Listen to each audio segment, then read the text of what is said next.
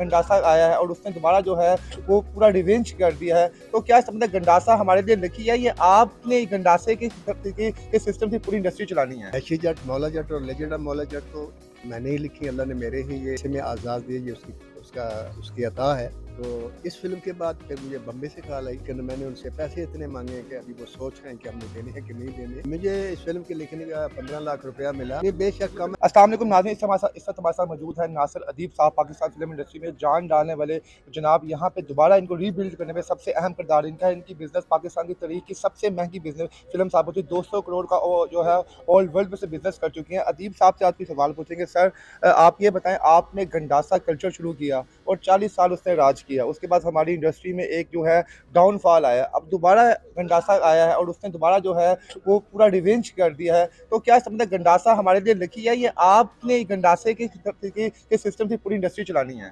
नहीं, गंडासा तो लकी नहीं है। अगर गंडासा लकी होता तो मैंने तो सिर्फ़ 5 फ़िल्मों में गंडासे को इस्तेमाल किया।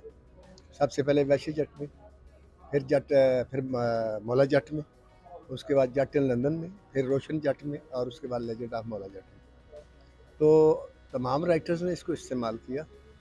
अगर गंडासा ही लकी होता तो फिर वो भी फ़िल्में भी तारीख़ी होती।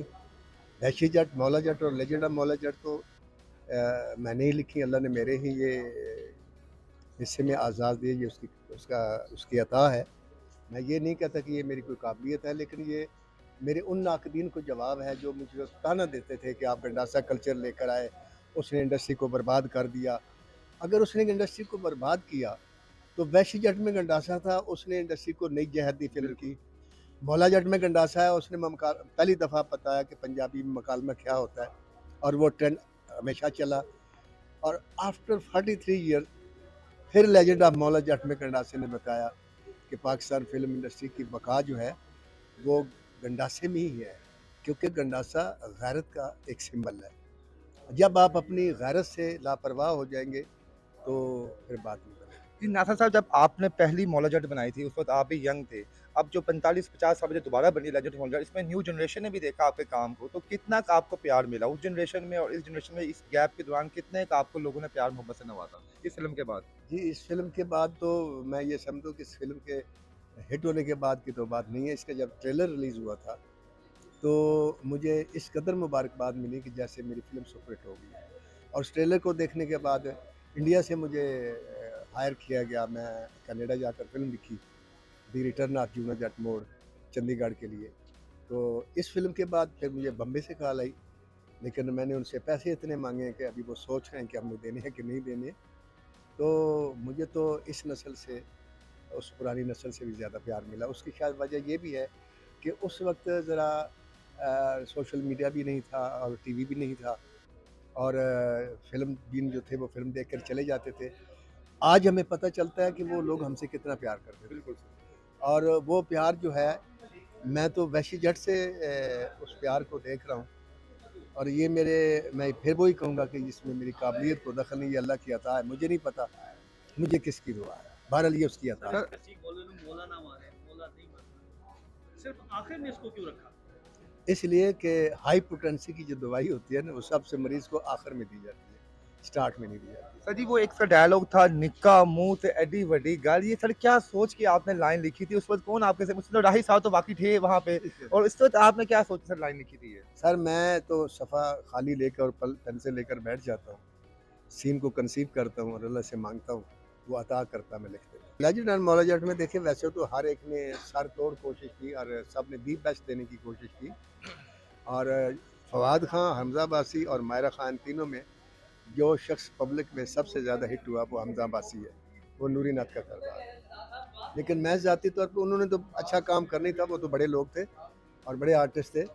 मैं तो 2 आर्टिस्टों से बड़ा मुतासिर हूँ, जिन्हें एक लड़की है साइमा बलोच, बिल्कुल सर। जिसने एक साइलेंट किस्म का रोल किया है, और एक वो फारिस, फारिस जो एक गोहर साहब भी थे। जो मुदब बना है। अच्छा, अच्छा, फारिस, बिल्कुल, हाँ, बिल्कुल, और बिल्कुल, एक बना। गौहर रशीद, जिसने माखे का रोल किया है। इन तीनों ने कमाल किया। अच्छा, कई लोग मायरा खान की एक्टिंग को भी क्रिटिसाइज कर रहे हैं कि इतना बड़ा नाम तो उस हिसाब से पंजाबी में एक्टिंग उसने नहीं की। तो आप समझते हैं कि लोगों की तनकीद ये बजा? नहीं सर, देखें, तनकीद करने वाले लोग हैं ना, उनकी तादाद बहुत कम है। अगर मायरा खां, फिल्म को बहुत पसंद किया गया, हाँ, उसको फ़िल्म को पसंद किया गया और मायरा खां का देखिए जो उसको रोल दिया गया, आप सियाको सवाब के साथ देखें ना, अब आप उसके सीन को हमामा मलिक के साथ दारू नथरी के साथ वो कंपेयर ना करें। आप सिर्फ ये देखें कि उसको जो सीन दिया गया, उस सीन में रहकर उसने कमाल परफॉर्मेंस दी। सर, इस जिस फ़िल्म के दौरान आपको राही साहब की और मुस्तफ़ा साहब की याद आई? नहीं, कभी नहीं याद है, इसलिए कि मैं जब फ़िल्म देख रहा था, तो मैं अपने आप को भूल गया था जब मैं एटी में राइटर था मौला जट का।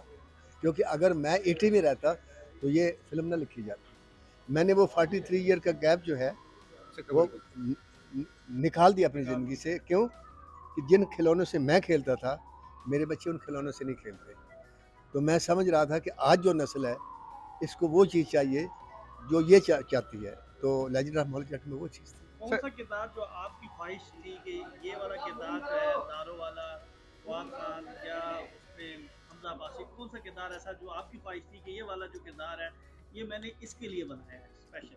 असल में जिस वक़्त बिलाल लाशारी ने मुझे ये हम स्क्रिप्ट पर बैठे हैं, तो ये चारों रोल जो थे वो साइन कर चुके थे।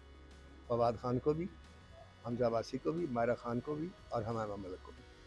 सर, कोई एक किरदार जो आपने अपनी अपनी मर्ज़ी से पुट अप करवाया हो मूवी के अंदर का आपको लगता है इसको लाज़मी होना चाहिए, कोई है ऐसा कि कोई? नहीं, वो जो स्टार्ट के 2 रोल थे ना, एक एक सीन के जो वो बाबर अली ने किया और उसने रेशम ने किया। बिल्कुल। तो उसके लिए मैंने सिर्फ इतनी ख्वाहिश की थी कि ये इनकी फेस वैल्यू होनी चाहिए, वरना स्टार्ट जो है, ये एक हमारे मेन हीरो मौला जट के माँ और बाप हैं। तो अगर इनकी फेस वैल्यू नहीं होगी तो बात नहीं बनेगी। लिहाजा एक्सक्यूज़ मी, उसने मेरी बात मानी। और क्या बताएंगे कि आपने कितना मुआवजा दिया था इस फिल्म को लिखने का? मुझे इस फ़िल्म के लिखने का 15 लाख रुपया मिला और मैं मुतमईन हूँ। मैंने ये पैसे कम नहीं है, आप समझ रहे हैं? नहीं, बेशक मतलब कम है, करोड़ लेकिन 2 करोड़ तो होना चाहिए था, जिस तरह ये फिल्म बिज़नेस कर रही नहीं, है। बात ये है कि वो बिज़नेस प्रोड्यूसर का नसीब है, उसने किया है। उसने 60 करोड़ फ़िल्म पे लगाया, तो अगर मेरे मुँह में करोड़ दफ़ा खाकर फ्लॉप हो जाती तो मैंने तो उसे वो पैसे नहीं देने थे ना। आज अगर उसकी फ़िल्म हिट हुई थी, उसका नसीब है। मुझे कोई लालच नहीं है कि वो मुझे पैसे दे।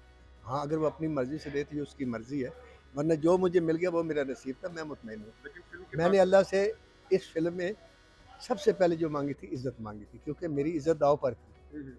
मैंने पहले मौला जट लिखी थी, सब लोग कहते थे आप मौला जट के बाद ना लिखें, आप बेइज़्ज़त होंगे, ये होगा, वो होगा।